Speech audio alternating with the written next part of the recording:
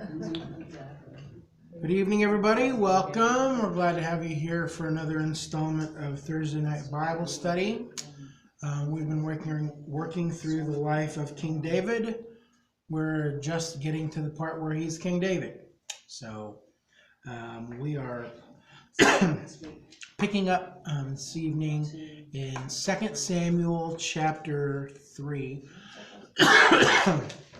Last time we were together, we started the chapter, and so tonight we'll finish it. And so whenever we're done, we're done. So just kind of a little tiny bit of review. So in case you weren't here last time, you'll have a little bit of clarity here. Abner was King Saul's military commander, the major general, chief general,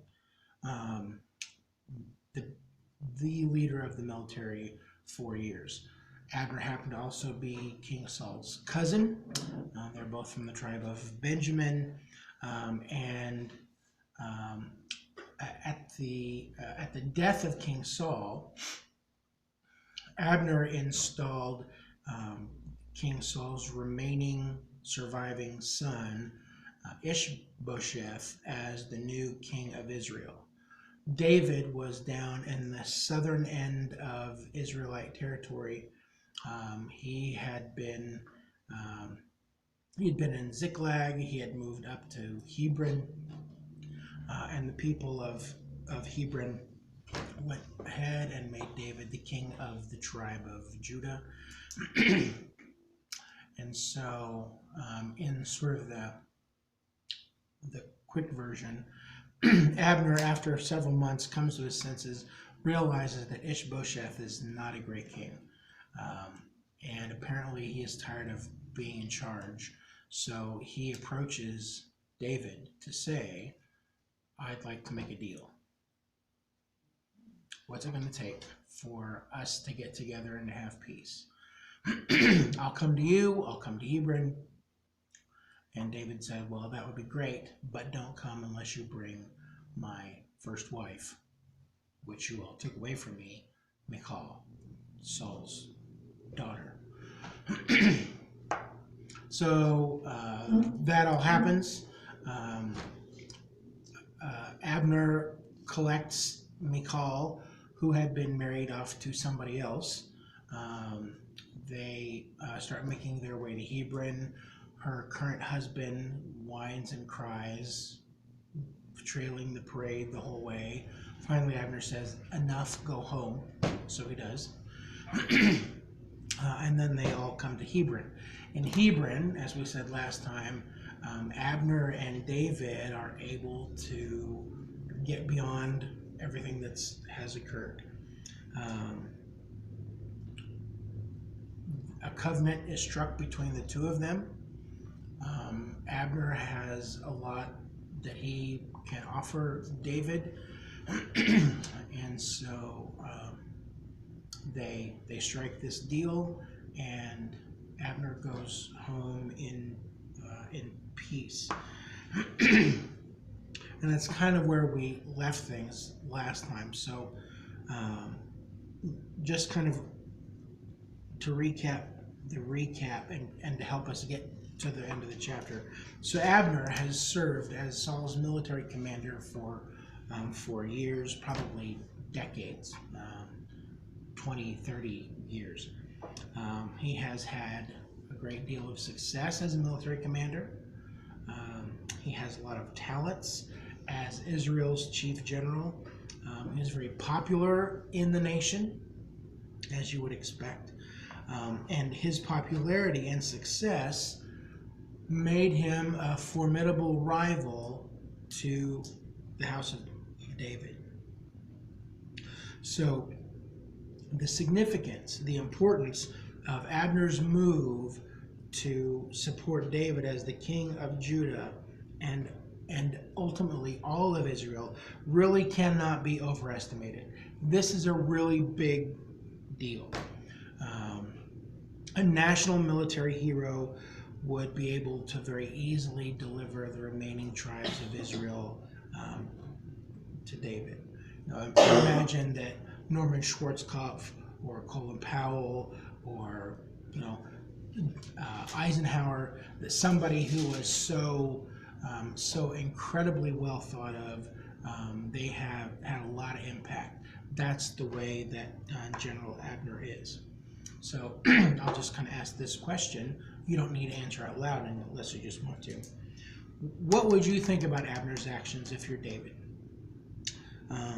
He has been serving his cousin Saul faithfully for decades.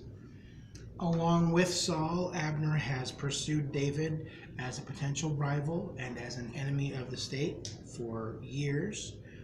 After Saul's death, General Abner installed Ishbosheth as Israel's king, and now here comes Abner, ready to throw all of his support behind David. How would you feel about those moves? Yeah, I'd be a little. You wonder about his motives? Yeah. Is he really sincere? Now, David has had the benefit of knowing Abner since he was a young man. Abner is the one who introduced David to Saul after Goliath was killed, which has been a couple of decades earlier, probably. What we have seen so far in chapter 3 is that David is very forgiving, he's very accepting, he's ready to move on. There doesn't seem to be any, we'll see about you. There doesn't seem to be any uncertainty about Abner's actions. But as we finish this chapter, we will see that not really everybody feels just like David.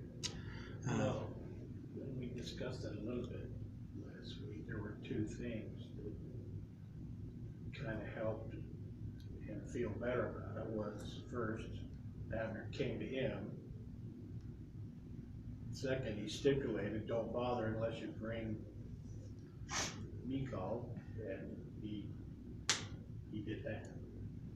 Abner has been willing to fulfill all the conditions. Right. He's in, from a seat of power, David has played it right. Look, I'm not coming to you. You come to me because I'm the king. And if you're going to come, you'd better bring my wife because she's still my wife. She's never been taken. And so Abner goes along with that. It would seem like Abner is totally sincere about supporting David as the king. What we read last time is that he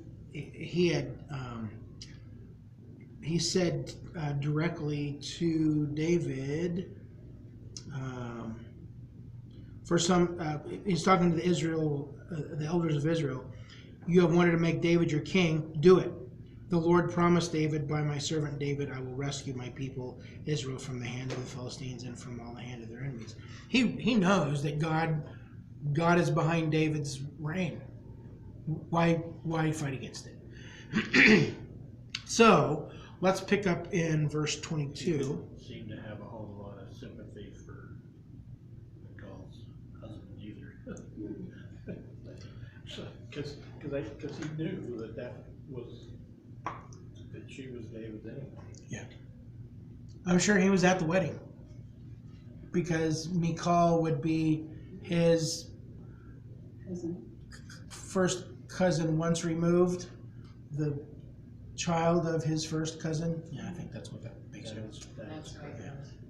Do you think that maybe David realized, God made David aware that Abner was all for Israel and protecting Israel, the country and the people and the tribes. He wasn't just in it because he was Saul's. I don't know. Okay, so in case it's not come through in the recording, the question is: Do we think that maybe God had put it on David that Abner's real interest really was essentially patriotism, the love of his country, love of his fellow countrymen. He really was interested in the bettering of the kingdom. Maybe. I mean, again, David has known Abner for a very long time. They have seen each other a lot over the last 20 years or so. I'm assuming he would recognize if Abner is into the cult of personality of the king, or if he serves because he loves God and country. So who's asking if he has a different agenda? I mean, and that's where we're going to read next, verse 22. See, it's always a Susan, isn't it? Excellent segue by Susan. Just then, as Abner has left Hebron and is heading back to his home, just then David's men and Joab returned from a raid and brought with them a great deal of plunder. But Abner was no longer with David in Hebron because David had sent him away, and he had gone in peace. When Joab and all the soldiers with him arrived, he was told that Abner, son of Ner, had come to the king, and that the king had sent him away, and that he had gone in peace. So Joab went to the king and said, "What have you done? Look, Abner came to you.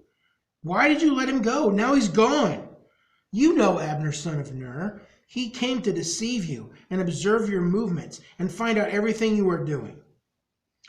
Joab then left David and sent messengers after Abner. We'll stop there for right at the moment. Okay, so Joab and his men, David's men, have been raiding, I'm assuming somewhere south, and they have come back with all kinds of plunder. Plunder for David and his men would have included all kinds of things: fabrics, garments, precious metals like gold and silver, jewels, precious stones. It could have also been flocks of sheep and goats, herds of cattle or camels. It could have been people, either women to come back as potential wives or prisoners of war, I guess, to be slaves. It has been a successful trip for Joab and all of those men, and so they have come home to fill up the treasury. And then in verse 21 and in verse 22, we see that for the second time in two verses, 21 and 22, that the narrator comments specifically about Abner's status with David.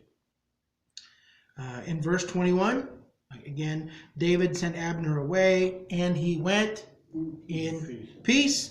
Here in verse 22, Abner was no longer with David in Hebron because David had sent him away, and he had gone in peace. 23 also. To quote John Lennon, war is over if you want it. They both clearly want all the hostilities to be over. It's been years of pursuit and fighting. Let's just be done. And so again in verse 23, a third time, the king had sent him away, and he had gone in peace. There should be no question. I believe this bell is rung 3 times in 3 verses to make sure we understand what the situation is. Abner, David, buddies again, holding hands, kumbaya, they're good. And so Commander Joab, David's nephew, cannot believe when he gets back. They're unloading the camels full of plunder into the treasury. He cannot believe what he has just heard, that dirty old Abner has been in Hebron and has been let go. You remember what Abner did to Joab? Killed his brother. They were pursuing Abner through the hillside. Asahel was a really fast runner. He was like a gazelle. and he just wouldn't stop. Abner said, "Please stop," and he wouldn't. Said again, "This is silly. Let's stop this." Asahel didn't stop, and so he took his spear and he stuck it backwards, and it went right through Asahel. In open war, in open hostilities, a battle. Okay. And so Joab hears that his brother's murderer has been in the town, has been talking to the king, and that the king, Uncle David, has let him go. And he just kind of comes unglued. What have you done? That's not really the way you should talk to the king. Okay? What in the world are you thinking, idiot? Why would you do this stupid thing? And then he says, surely you realize that he had come to deceive you. He came to spy on you. He came to collect information about everything that you're doing, to run back to Ishbosheth. He's a double agent. He's a spy. Why wouldn't David try to arrest him and try him and execute Abner as a spy or as a traitor, as an enemy combatant? That's the big question. You had him right here. You could have killed that dirty dog, and you didn't do it. Additionally,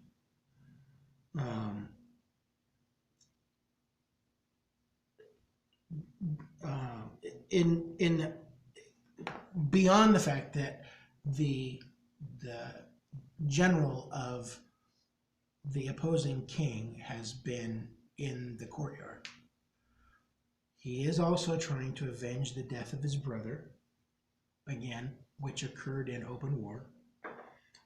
And I think it is possible to see that Joab may be having a little bit of a jealousy issue as well, because old Abner, who has known David since he was a young man, who has been a very successful general, a great warrior, has come over to David's side to say, I'm with you. Okay, so if Joab gets rid of Abner, there's no rival. He'll have all the power and the influence with the king. Are they the same age? Who? Abner and Joab? Oh no, I assume that Abner is gray and grizzled and war weary. I've always just imagined that he is probably a guy who's really old for that time, in his upper 50s or 60s. Saul was an older man when he finally died. David is probably maybe 40 at this point. Joab is the son of David's sister Zeruiah. We don't know how old any of them are, but I sort of assume older sister started young, and so her boys are within 10 or 12 or 15 years maybe of David's age. Again, we don't really have a birthday list here, but so I figure that Joab is probably in his middle 20s. David's maybe in his early 40s. Mm-hmm. Abner is probably in his middle 60s. Okay. Abner, when Joab and his brothers were chasing Abner didn't, in 22 and 23, he didn't want this kid chasing him. He said, I don't want to kill you. How am I going to tell your brother I killed you? Right. I couldn't look Joab in the face if I killed you. Apparently, he knows Joab well enough to Yes. say, this guy's a total hothead, and he's gonna go nuclear if he gets bad news. Mm-hmm. I think that Abner is a threat to Joab in lots of ways, and he's just decided that Abner's got to go. So I forgot who Ner would have probably been Saul's uncle. So they're the same generation. Yes. Saul is the son of Kish. Abner is the son of Ner.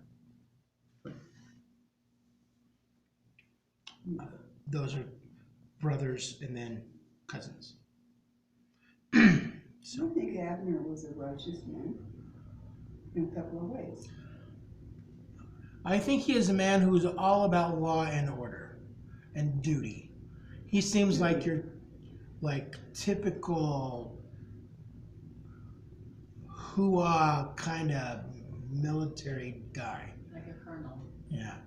Not really exactly sure how you feel about the commander in chief, but you have a duty to protect the country, to serve God, to serve the king, to protect the Constitution, all those kinds of things.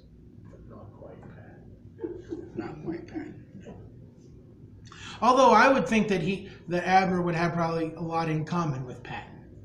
Except the peacemaking part. Right.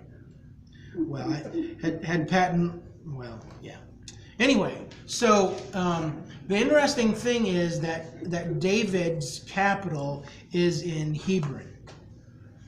And Joab is in Hebron. And Abner has just left Hebron. Hebron is one of Israel's 6 cities of refuge, which we ought to talk a little bit about because it's an interesting idea, and it kind of factors in here a little bit. Back in 2 or 3 places in the Old Testament, early on, in Numbers and then in Deuteronomy and then in the book of Joshua, we read about cities of refuge. These are 6 cities where anyone who was accused of killing someone else could go for sanctuary. Okay? So they could run to one of these 6 cities and be safe until a trial could take place before the assembly of Israel. The high priest would, or the priest would give the final sentence. And depending on what the sentence was, they would either go away to be executed or they would stay in that city until the priest died. So on the map here that you got, there are 3 cities on the east side of the Jordan River. There are 3 cities on the west side of the Jordan River. The ones on the east side are Golan, Ramoth, and either Bozer or Bezer, depending on which translation you read. And then you've got Kadesh, Shechem, and Hebron. These 6 cities are strategically located because you're about a day's travel or a little bit less from any place in the territory. Wherever you are, you do something bad goes down, you can get to a city of refuge within a day. Okay? Once you got to the city of refuge, it was against God's law for anybody to raise their hand against you. You couldn't be killed for killing somebody if you were in the city of refuge, whether you were guilty or not. You had to be left alone until the trial could take place.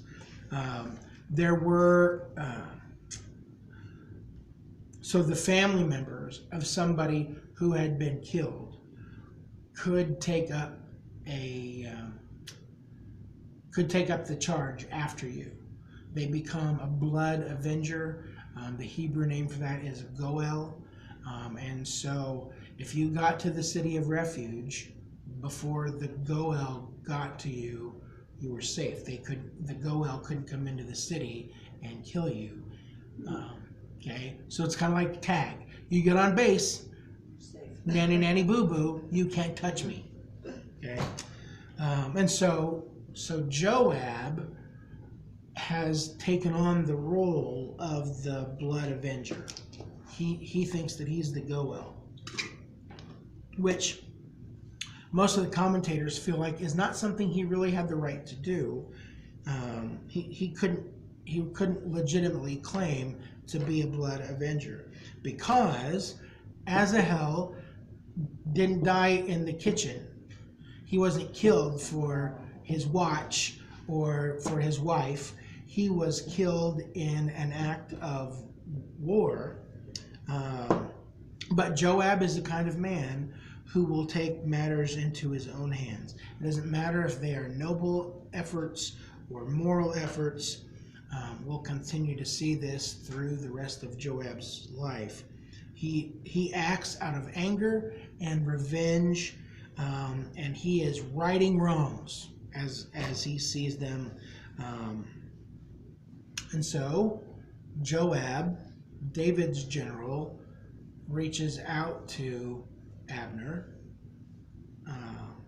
and lures him back toward the city of refuge, but not all the way into the city. We don't know what the story is. The king asked me to talk with you about working out the details of this, whatever it is. Joab somehow convinced Abner that he should come back for a talk. And all this is unbeknownst to David. He has no clue what's taking place. So Joab meets Abner outside the city walls at a cistern, a big place for collecting water. Joab and Abner go off by themselves into what I think, to kind of reconcile all of it. Every city would have had a wall, and every city is going to have at least one gate into the city. Inside the gate, there are rooms, there are doors that can be locked and closed, and so it seems like Joab brings Abner into a little room inside the gate, but not inside the city. Hey, come here a minute, I want to talk to you. Thanks for coming in. And kills Abner before he knows what's going on. Stabs him in the stomach, and then Abner dies right there outside the protection of the city of refuge. It's not really in the city because he's in the doorway, essentially. He's at the city. Yeah. Not in the city.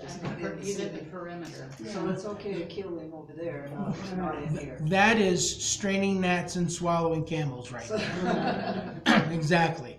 His feet may have fallen into the city, but the stabbing was done at the wall. Plausible deniability. So Back out. where was Abner and Saul's son when Abner said he's gonna go over to David? Were they in any of these cities? Abner and Saul, Well, Saul is dead, so he's not in there.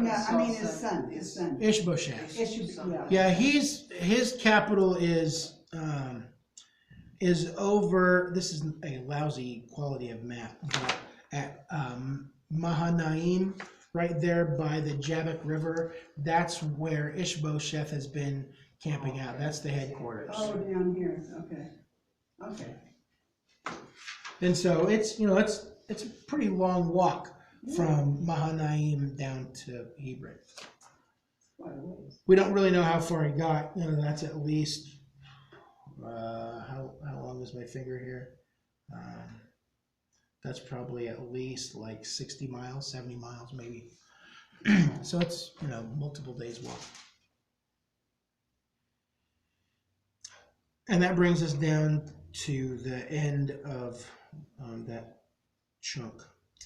Okay, Joab then left David and sent messenger after Abner. They brought him back from the cistern at Sirah, but David didn't know it. Now when Abner returned to Hebron, Joab took him aside into an inner chamber, as if to speak with him privately. Used the line, "Hey Abner, step into my office, would you?" And there, to avenge the blood of his brother Asahel, Joab stabbed him in the stomach and he died. Verse 20-something, 8 maybe. Later when David heard about this, he said, "I and my kingdom are forever innocent before the Lord concerning the blood of Abner, son of Ner.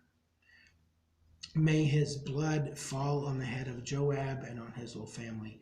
May Joab's family never be without someone who has a running sore, or leprosy, or who leans on a crutch, or who falls by the sword, or who lacks food. Mhm. Verse 30, Joab and his brother Abishai murdered Abner. Apparently brother Abishai is there as well, because he had killed their brother Asahel in the battle at Gibeon. Why did they have to put that in there? Verse 30.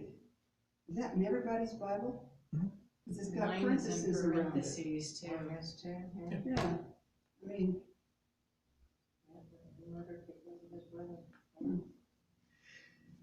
okay. So,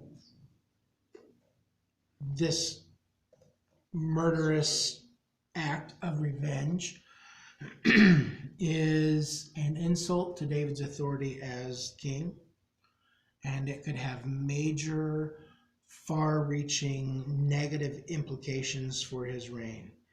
Joab may have believed that he was acting in David's best interests or honoring him, but his actions could have brought great disgrace upon David's name and on his reign and rule.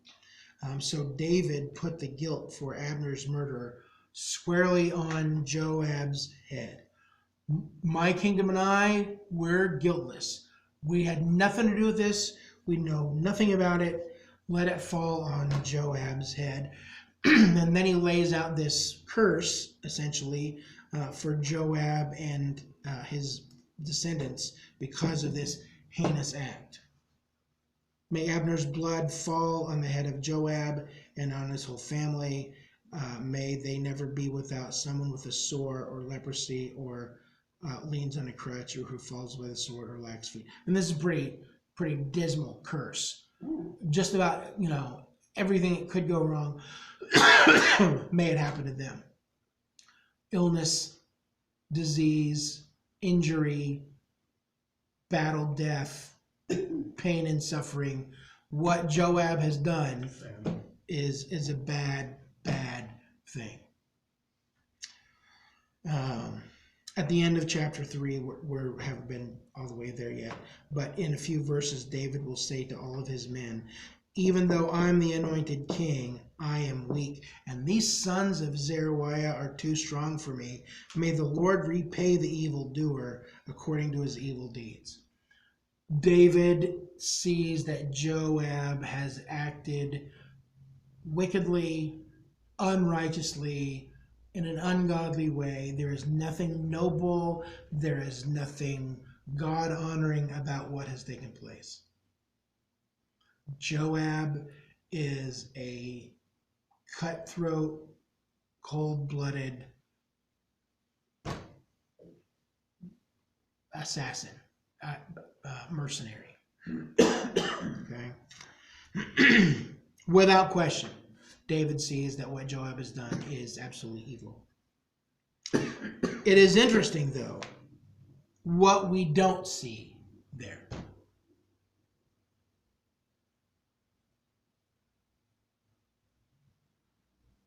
We see David cursing Joab, Yeah. distancing himself from what Joab has done. He didn't try to kill him. Because we have to be punished. He's in Hebron. What's the consequence? I mean, he doesn't even get a hand slap.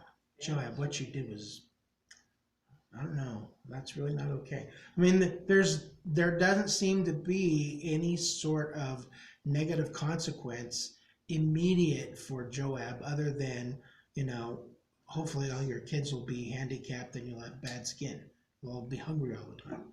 There isn't a direct consequence, an immediate consequence for him.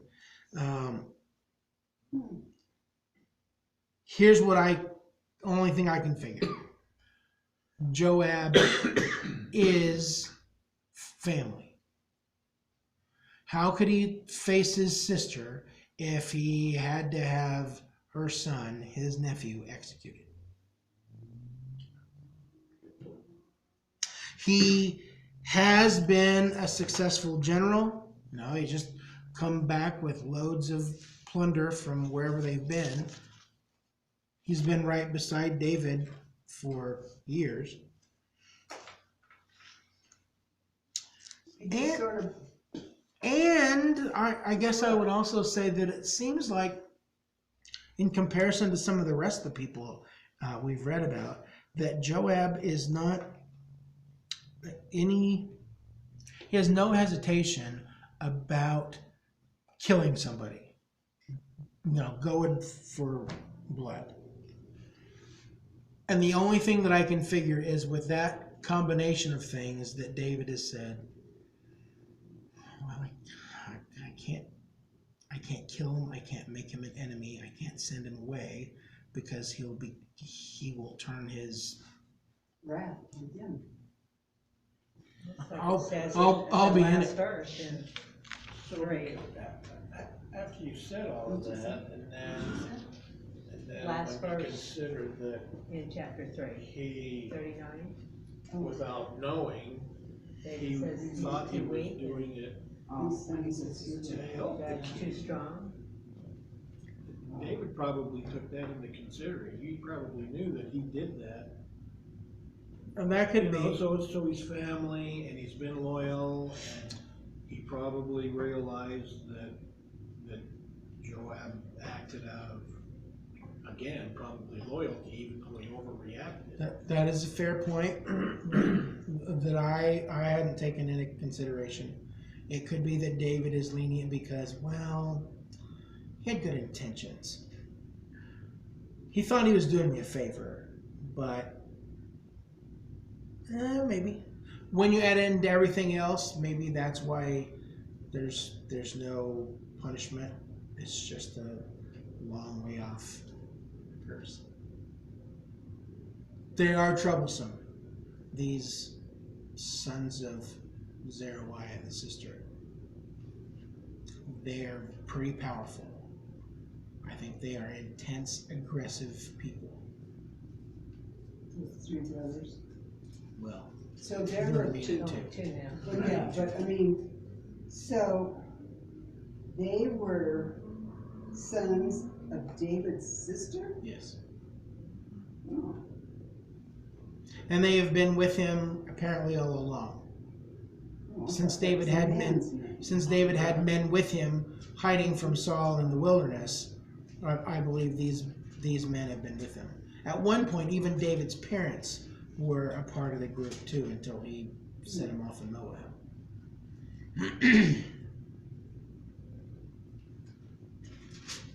Any other deep thoughts or puzzling questions or flat out speculating, wondering? Well, I just think Joab, it was all about him, the revenge. And when it's all about you, you're no good for anybody else. You're not doing anybody else a favor. The only thing he can see is getting revenge. Right. All right, well, let's go to verse 31 then. Then David said to Joab and all the people with him, "Tear your clothes, put on sackcloth, and walk in mourning in front of Abner." King David himself walked behind the bier. They buried Abner in Hebron, and the king wept aloud at Abner's tomb. All the people wept also. The king sang this lament for Abner. "Should Abner have died as the lawless die? Your hands were not bound, your feet were not fettered. You fell as one falls before the wicked." He's pointing at Joab. Then they all came, and all the people wept over him again. Then they all came and urged David to eat something while it was still day. But David took an oath, saying, "May God deal with me be it ever so severely, if I taste bread or anything else before the sun sets." All the people took note and were pleased. Indeed, everything the king did pleased them. So on that day, all the people there and all Israel knew that the king had no part in the murder of Abner, son of Ner. Then the king said to his men, "Do you not realize that a commander and a great man has fallen in Israel this day? And today, though I am the anointed king, I am weak, and these sons of Zeruiah are too strong for me. May the Lord repay the evildoer according to his evil deeds." So he has laid the law down with Joab. What you did was wrong. I curse you. I hope and pray and predict that your family will bear the burden of your unrighteous, wicked deeds for generations. And so that's the kind of the one-on-one deal. But this is now a very public, very national thing. So wisely, and I believe genuinely, David commands a national time of mourning for this military hero, with all the trappings of grief and being included, tearing their clothes, putting on sackcloth. It's going to be a day of mourning and fasting. This is not just some sort of publicity stunt just for the optics of it. I believe that David has authentic sorrow and profound sorrow over the death of this man that he had come to forgive and had peace with. He has known Abner since he was a very young man. Now he's a middle-aged man, probably. And this great military hero, somebody that he has probably looked up to. You know, he was in the king's bodyguard. He was one of the armor bearers. He was around Abner a lot. So this great hero of the people has died in an unnecessary and cowardly, just unrighteous way. And then, so verse 37 gives us really kind of the rationale for why all this detail is included. Now, David is singing these songs. He's lamenting out loud. He's in sackcloth and ashes. He is fasting. Why do we have all that? And on that day, all the people there and all Israel knew that the king had no part in the murder of Abner. Okay?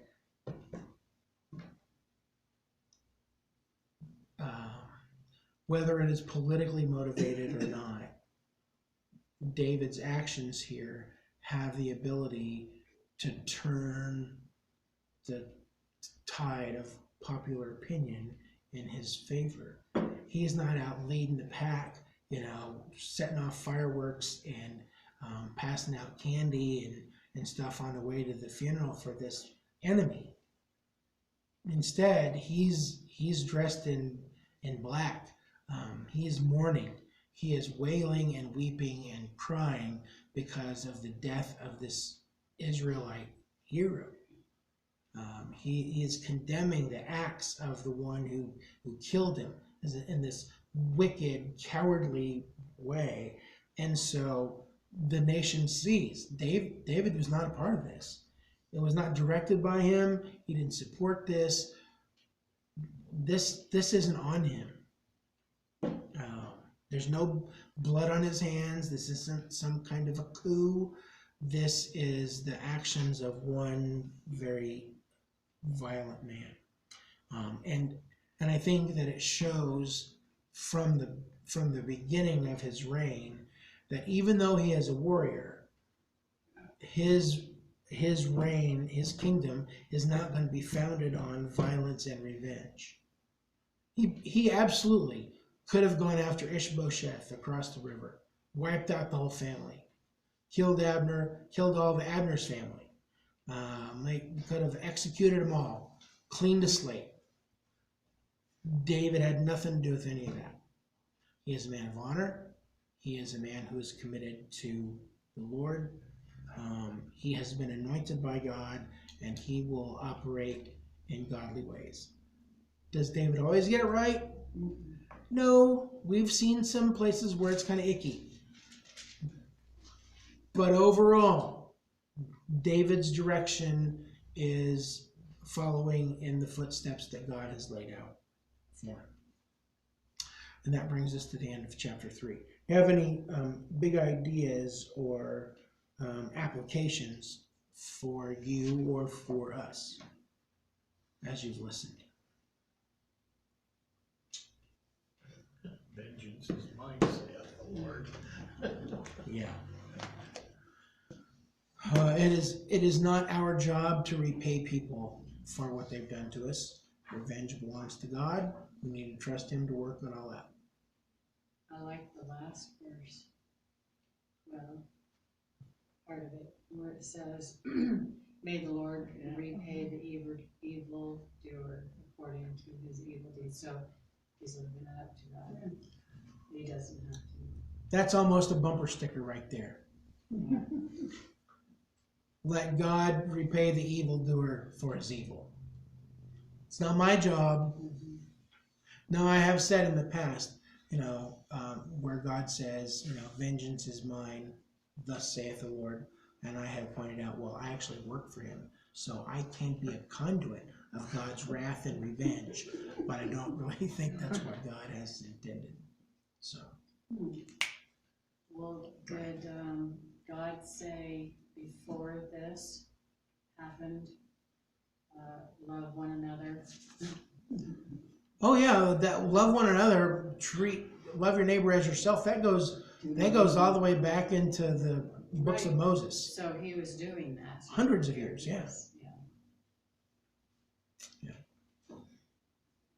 So is this where the United States got their cities of refuge? San Francisco and New York and a few others? Not quite. It might have been intended to be the same idea, but I believe in practice it's turned out to be a very different thing. Because most of those people are probably not really awaiting Trial. any kind of legal proceeding. They're just there. Talk about sanctuary. Oh, that's what it's called, sanctuary. I do think that there's definitely some lessons here as we continue to watch Joab, that you can't be driven by bloodlust and revenge. I mean, it's a horrible way to live. I don't know. It's a shame that David didn't deal with him more directly here, because he's going to go on to do more aggressive, violent things. Again, maybe believing it's the best thing for David and the kingdom, but they're not anywhere close to righteous moves. Okay? Don't allow anger and rage and hatred to motivate you. And he had a hair trigger too. It didn't seem like he had much patience. No, I think he's the kind of guy who's, in the school hallway is always, want to take it outside. Let's go fight. Want to fight me? You looked weird at me at lunch. I'm gonna kick your tail out in the parking lot. Yeah. And like you say, David wants to start out. He wants his whole reign to be that way. So you can't really start out that way. Well, and certainly he wants his reign to be that way for his own people, for other Israelites. When it comes to Philistines, that's a whole other deal. But if it's God's own holy nation, he's not gonna go after his own people with that kind of. Well, that's what I mean. Yeah. The people he has reign over. Joab is not a good guy. I believe Abner was much more righteous than he was. I think Abner was motivated by duty and love of God and country.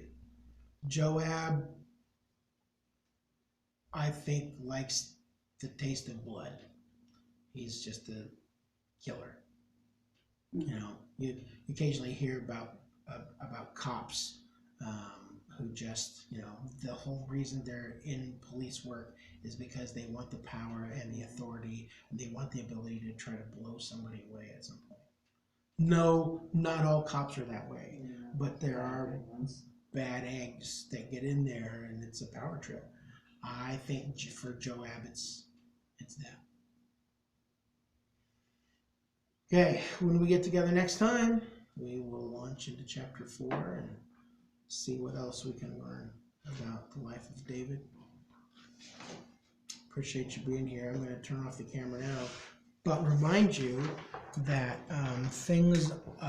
our Bible study continues to be posted on the YouTube channel where it's always been. Sunday morning messages have moved over to the Roy Christian Church YouTube page. We have a couple of kinks to work out there yet, but you can go back and find any of the things that we've done here on Thursday nights. Okay? Thanks for coming. We're going to turn this off so we can pray.